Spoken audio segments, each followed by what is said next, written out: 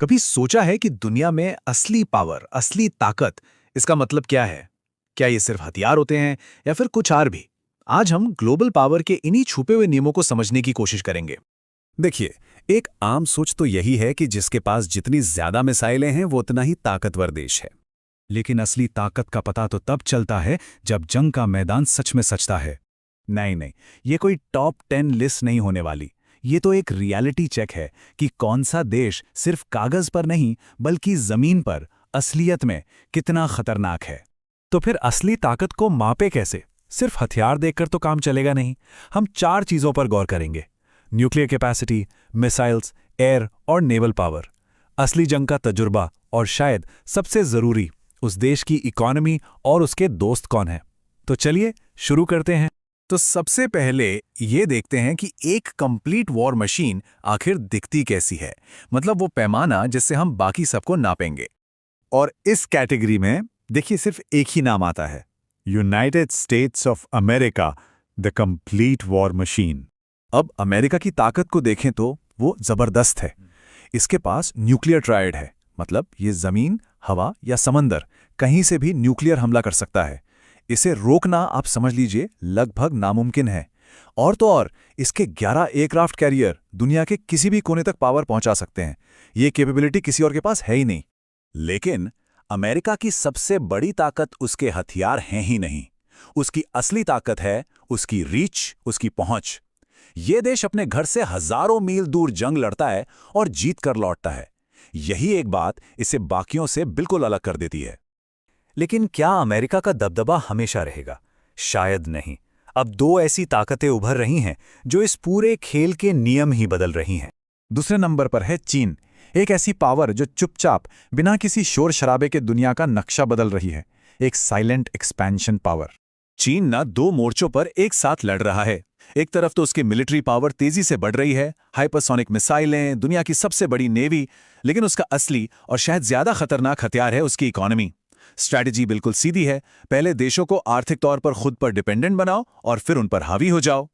तीसरे नंबर पर आता है रूस, एक ऐसी शक्ति जिसकी ताकत का आधार है डर, एक फियर बेस्ड पावर। और ये डर क्यों है? ये चार्ट सब कुछ साफ कर देता है।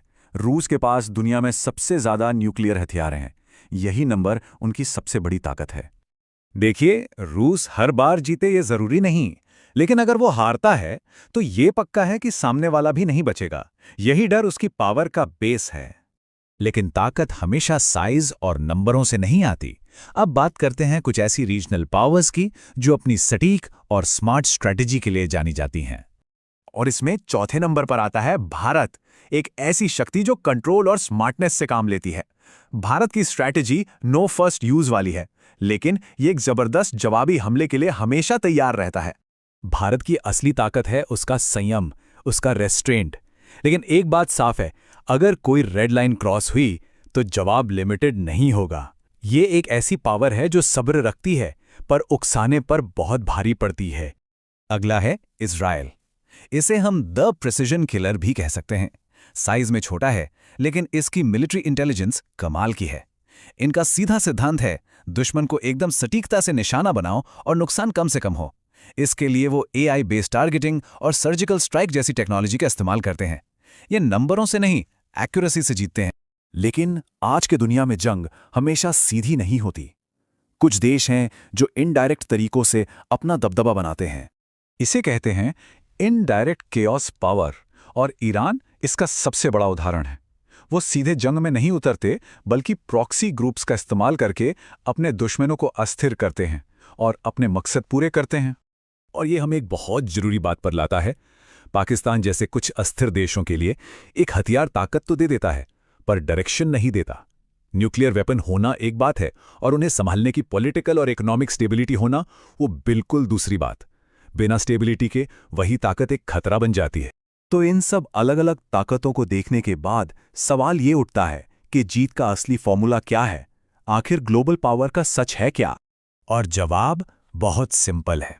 इतिहास हमें बार बार एक ही चीज सिखाता है, हथियार आपको लड़ाई शुरू करने में मदद कर सकते हैं, पर जंग हमेशा 3 चीजों से जीती जाती है: एक मजबूत इकोनॉमी, भरोसेमंद दोस्त और काबिल लीडरशिप।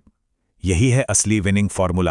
तो आखिर में एक सवाल छोड़ जाता हूं, अगर कल एक ग्लोबल वॉर शुरू हो जाए तो कौन सा देश सिर्फ हथियारों के दम पर जीतेगा और कौन असली स्ट्रैटेजी से? इस पर सोचिएगा जरूर।